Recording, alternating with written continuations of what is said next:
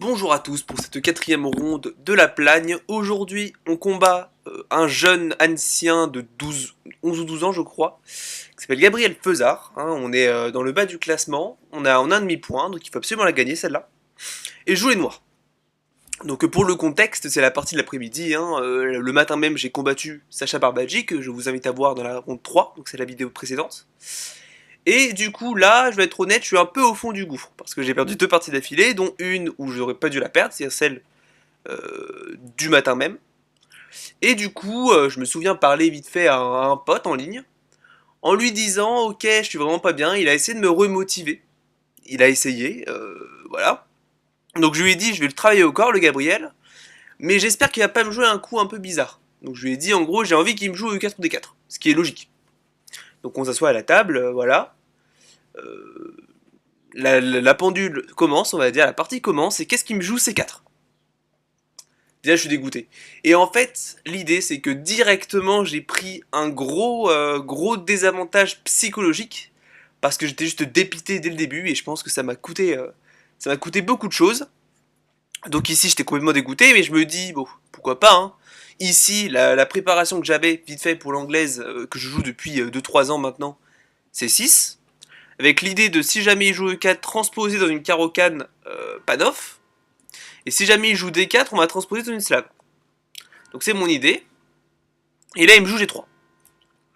Donc je vois ça, je suis un peu dégoûté parce qu'évidemment ça, je ne transpose dans aucune des ouvertures que je connais. Et je sais qu'en fait les joueurs d'anglaise, quand ils jouent ce genre de coup, ils vont faire de leur mieux pour ne jamais transposer dans une position qu'on connaît. Donc ici déjà j'aurais dû jouer, hein, vous notez, j'aurais dû prendre ma part du centre avec E5, mais du coup j'ai décidé à la place de jouer D5, qui est un coup qui est évidemment extrêmement bon aussi, hein. Les deux sont très bons. Ici il me joue fou G2. Évidemment prendre n'est peut-être pas très optimal, parce qu'il pourra toujours le récupérer avec cavalier A3 par exemple, et je ne peux jamais le défendre avec B5, parce qu'il aurait simplement cavalier prend B5, et je ne peux pas prendre, hein. La tour est derrière, donc je ne peux pas prendre. Enfin ce n'est pas optimal. Ici encore une fois j'aurais pu jouer E5 et déjà prétendre à un avantage, mais quand je dis que vraiment j'étais au fond du gouffre, j'étais au fond du gouffre. Je me suis juste dit, oh, purée, encore une anglaise, ça sert à rien de la jouer en gros. Je vais jouer juste un système très solide et si jamais on fait nul, mais j'ai pas envie de jouer quoi. Donc vous voyez directement l'ampleur des dégâts. Cavalier F6, avec l'idée de simplement contrôler le centre et peut-être ensuite jouer E5 maintenant. Avec l'idée, là, c'est bétonné, hein, donc si jamais il joue un coup comme cavalier C3 par exemple, maintenant je joue peut-être E5.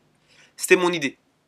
Mais là, il me joue du coup cavalier F3, très logique, bien joué de sa part, il m'empêche complètement de jouer E5. Sur quoi je vais cavalier D7, cavalier BD7 pour essayer de continuer à jouer pour E5. Il a joué B3. J'aurais pu encore une fois jouer pour E5, mais j'avais peur pour mon pion ici qui allait être un peu faible, parce que vous notez que la dame ne défend plus la case. Donc finalement j'ai opté pour E6, et vous notez directement la passivité de mes coups, et la passivité de mon jeu en fait. Donc c'est vraiment pour vous dire le point de vue psychologique que j'avais, qui était complètement au fond du gouffre. Fou B2, joué par Gabriel, hein, c'est le système copte pour certains joueurs d'anglaise. Ensuite il va roquer, il va jouer cavalier C3 peut-être, il va jouer D4-3. Globalement il a plein d'options possibles, mais c'est vraiment un système très solide, hein, qui est très logique. Sur quoi je vais fou D7, fou D6 je veux dire. D4, ici j'avais plusieurs choix, je pouvais roquer, mais j'avais envie d'attendre qu'il rock pour roquer moi aussi. Donc j'ai d'abord opté pour un système de développement, pour un développement qui est extrêmement logique dans le système semi-slave, qui est le système que j'ai pris là. C'est-à-dire jouer B6, fou B7, dame C7, tour C8, et finir par dame B8. Donc je commence avec B6, idée, fou B7, voire fou A6 dans certains cas. Il a roqué, du coup je rock, hein, j'avais dit que je rockerais quand il rockerait. Cavalier BD2 joué par Gabriel, un coup extrêmement, il n'est pas passif, mais il n'est pas forcément très bien. Enfin, il n'est pas très agressif en tout cas. Dame C7 joué par moi-même. Tour C1. Fou B7. Tour E1 joué par Gabriel. Et je continue avec tour AC8. Idée Dame B8 pour m'empêcher, pour m'enlever de ce clouage, enfin, de ce vis-à-vis, sans bloquer ma tour en A8, vous notez. Donc je mobilise la tour avant de l'enfermer. Et là il me joue directement E4. Je vais être honnête, je m'y attendais un peu, hein, je m'attendais un peu à cette poussée, mais je me suis dit, si tu ouvres la position, en soi ça me délie, j'ai l'impression que ça va complètement pour moi, Donc ici, bah, globalement, je continue, hein, je répète mes principes. Si jamais il y a un gros centre classique, il faut régler ce problème. En plus, là, si jamais je fais rien, admettons, il pourra même menacer E5, hein, avec une grosse fourchette bien jolie, j'ai envie de dire. Prise, du coup, hein, logique, hein, je me débarrasse de ce problème. Il aurait dû simplement reprendre du cavalier, mais je pense qu'il avait peur de prise et tour prend, hein. Et la tour se retrouve un peu en danger. Après, sur quoi peut-être C5. Voilà, donc il a décidé de jouer cavalier G5, que je comprends un peu, hein. L'idée c'est tout simplement d'ouvrir le fou, peut-être reprendre un cavalier, complètement contrôler la case E4, mais sur quoi j'ai joué C5, et ça vient complètement améliorer mes pièces. Ici il a pris mon pion, j'aurais dû tout prendre. Prise, prise, prise, prise, prise, prise, et ensuite jouer un coup de par exemple, apparemment, fou C5. Pour continuer à échanger, là vous notez que le fou il tape, mais peut-être que c'est pas forcément bien, c'est compliqué. Non, ici apparemment j'aurais même dû jouer cavalier F6 tout simplement. Défendre la case, attaquer et ensuite fou C5, autant pour moi. Mais tout ça pour dire, en gros j'aurais dû tout échanger. Mais finalement je me suis dit, si je prends et qu'il reprend, je n'ai réglé aucun problème. Il va attaquer mon fou. Et dans aucun monde j'ai envie d'échanger mon fou contre ce cavalier, parce que mon fou ici c'est un monstre, hein. Il vient contre-attaquer ce fou ici qui est en fianchetto. Sauf qu'en fait, ce qu'il fallait que je repère, c'est que ce fou, en fait, il ne tape sur rien. Vous notez là, il tape juste sur du vide. Il tape seulement sur ce fou, en fait. Donc si je l'échange, en fait, le fou n'aura aucun rôle en E4. En fait, la grande diagonale, elle est grande, mais elle ne fait rien. Donc j'aurais dû réaliser ça. Mais du coup, ce que je dis, hein, j'étais complètement KO. Je joue fou E7. En sachant, en me rendant compte à demi-mot que, en fait, je vais probablement doubler mes pions. Hein. Donc il prend. Sur quoi ici, je savais que si je prenais ici, bah, ça ne réglerait aucun problème. Hein. Il pourrait simplement prendre, puis prendre, possiblement. Et ça viendrait me doubler les pions. Et en plus, je garde en plus les cavaliers, les fous, globalement, j'ai pas aimé. Si je prends un pion, c'est probablement le mieux, mais le problème, c'est que les pions sont quand même vachement dispersés. Donc je prends finalement du cavalier. En acceptant d'avoir des pions doublés, mais en échange, j'ai réussi à avoir un cavalier qui est très actif, un fou qui vient contrer le fou blanc ici. Ça va. Maintenant, ici, il aurait évidemment dû jouer Dame G4 pour venir taper sur mon roi, et ici, peut-être venir en D4, je pense. Apparemment, même pas. Il y a ici Dame D8. Mais en gros, il veut vraiment taper. Apparemment, c'est plutôt ça. Pour taper de partout, là, vous notez, taper sur mon pion, taper sur mon roi, et taper aussi sur mon fou. Globalement, c'est impossible à jouer. Mais du coup, il a décidé, à la place de jouer cavalier E4, que je n'ai absolument pas compris sur le coup, hein, je n'ai absolument pas compris. J'ai décidé de prendre. Sur quoi prise F5. Avec l'idée que si jamais tu veux me prendre mon fou, bah, tu vas le prendre sur mes termes en fait. Je vais pouvoir activer un peu ma dame. Et en plus, mes pions ici, maintenant, ils contrôlent un peu les cases d'entrée. Ensuite, en plus, c'est une structure qui est assez solide. Donc j'étais assez confiant. Je savais que ça allait probablement finir en nul. Mais à ce point-là, j'étais pas à ça près. Donc prise. Dame E2 joué par Gabriel pour mobiliser ses pièces, prendre la seconde rangée. Hein, il vient taper un peu sur ma colonne E. Tour FD8 pour activer ma tour. Tour ED1. Donc ici, je me dis, ça pue l'échange. Ça pue l'échange. Il sait qu'il est moins bien classé que moi. Je pense qu'il en a marre aussi. Il va tenter la nulle. Dame E7. Avec l'idée de venir peut-être en F6. Et en plus, garder la défense de la tour. Comme ça, si jamais il prend et que je prends maintenant, ma dame défend. Au cas où. C'est la partie d'ailleurs. Et ici, il a continué avec tour D1. Sur quoi, ici, j'ai pas hésité 36 000. J'ai pas trop hésité. Tour prend D1.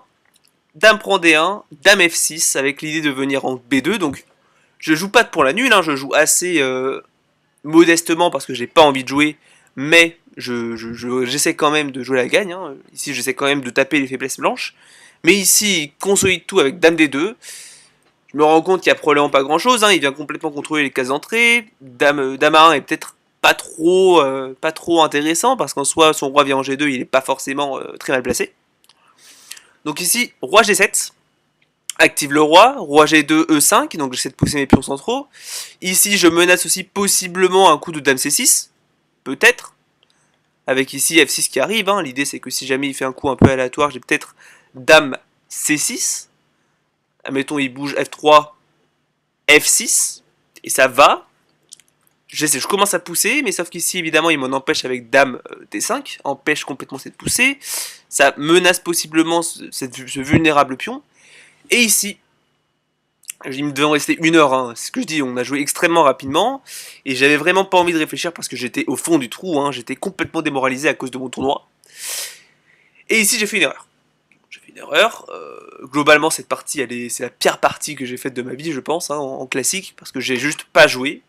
J'ai juste fait des coups aléatoires, et ici, je me suis juste dit, bon, ce jeune Gabriel, de toute façon, finale de pion, soit c'est nul, soit tu réussis à...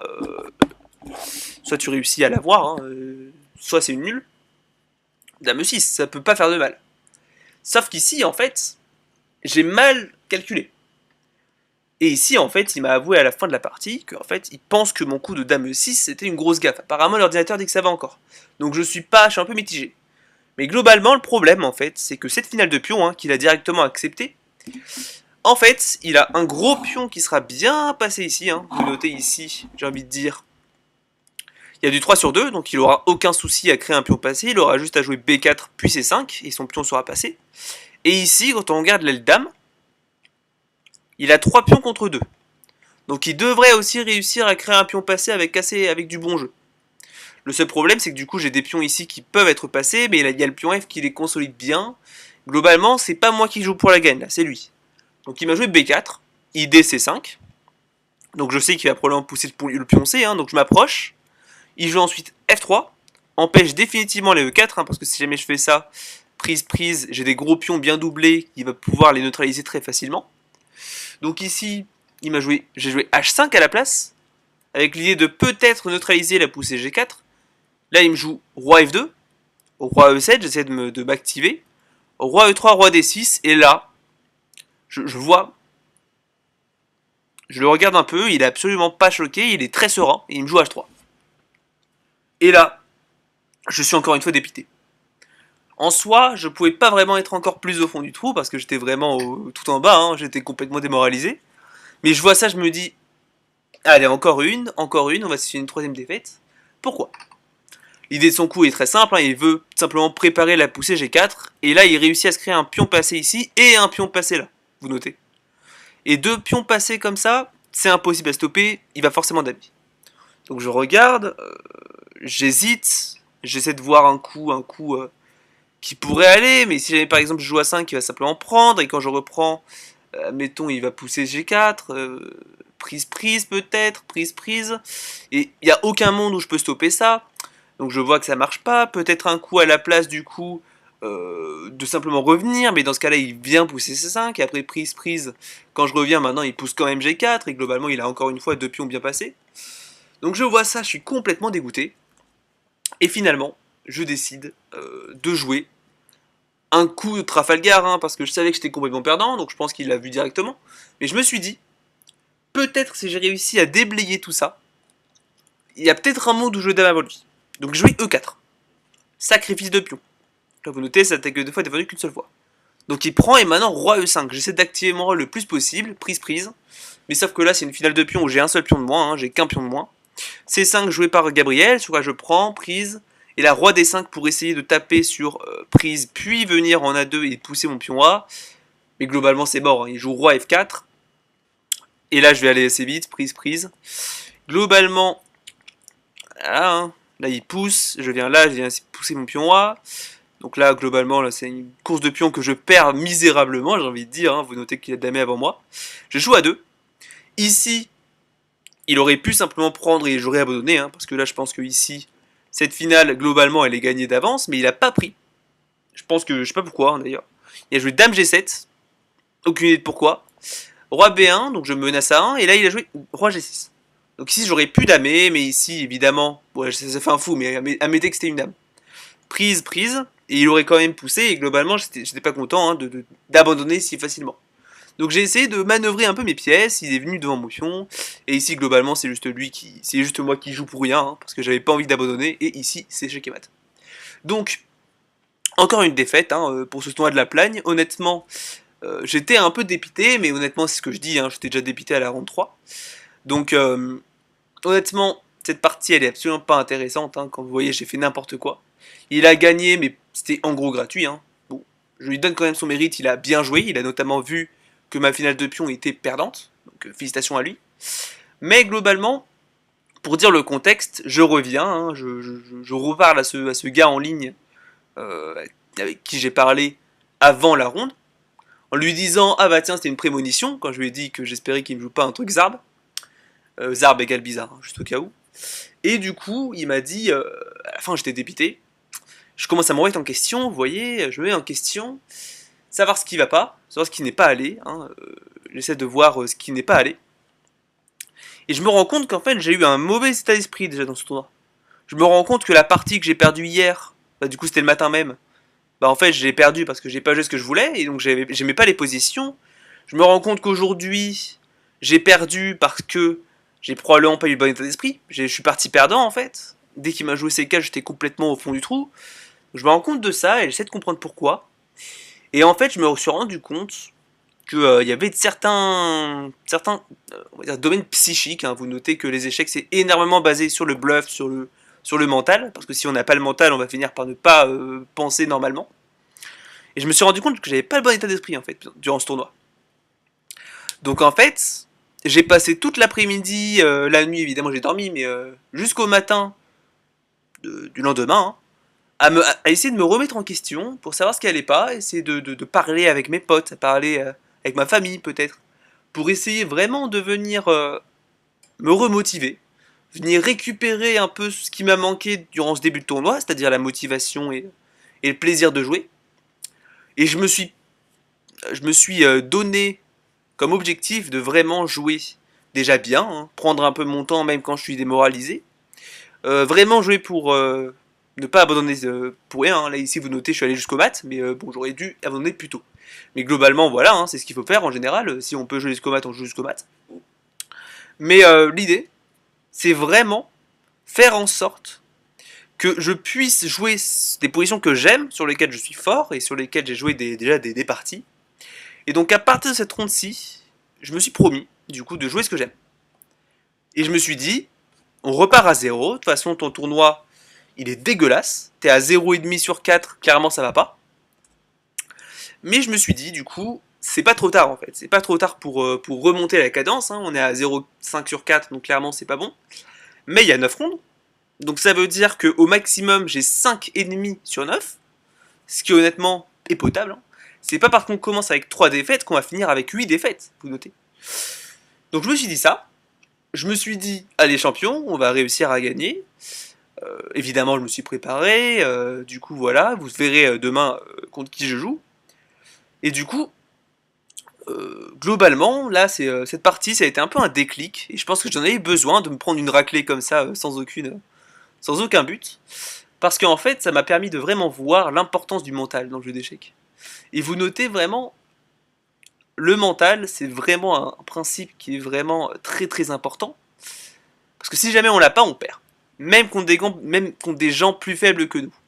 Et vous notez, là, normalement j'aurais dû la gagner. Hein. Gabrielle, l'ouverture, elle était elle était potable, mais elle n'était pas forcément très bien.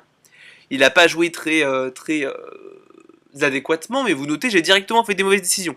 D'abord, j'ai eu peur de jouer au 5, et ensuite, je me suis créé des pions passés, je suis parti dans une finale de pions perdante. Globalement, j'ai fait ça parce que je jouais trop vite, parce que j'étais démoralisé. Donc ça, c'était pour mon petit crise de nerfs de début de tournoi. Hein. Vous notez que la 0,5 sur 4, ça fait mal. Mon moral était un peu au fond du trou.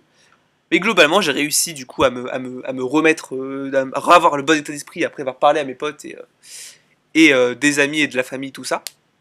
Et donc, après un peu de repos mental surtout, j'en avais besoin.